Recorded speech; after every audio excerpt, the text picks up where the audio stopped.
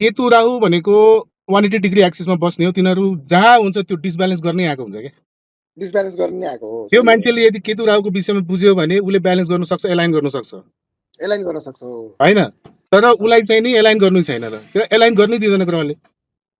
दिँदैन केतु हो। राहु जहाँ बैठा वो खत्म हो गया, वो घर खत्म हो गया, सिम्पल कुरा हो। होइन जो केतुले यसो इन्ट्युसन तपाईँले दिन्छ त्यो दिन्छ त्यो सन्जु छोड्नु। सर, हजुरले केतु राहु हेर्नुभयो होइन, म हजुर तपाईँलाई जहिले पनि भन्छु तपाईँलाई केतु राहु हेर्नुभयो, अँ। अब तपाईँ त्यसको प्रब्लम हेर्नु, त्यसको प्रब्लम मोनिटरी टर्म छ भने चन्द्रमा हेरिदिनुहोस्, चन्द्रमा हेर्नुहोस्, त्यसको टर्म त्यसको भाग्य छ भने बृहस्पति हेरिदिनुहोस् होइन।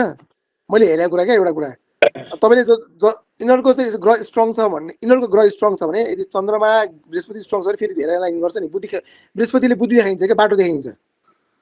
बृहस्पतिले के गरिदिन्छ भने तपाईँलाई बाटोमा गणेश भगवान पारिदिनुहुन्छ क्या, बुझ्नु भएन? तपाईँलाई सजिलो पारिदिनुहुन्छ कि बृहस्पतिले, ल गणेश भगवान दो हिँड। डिसब्यालेन्स वाला कुरा हो, सिम्पल कुरा हो क्या।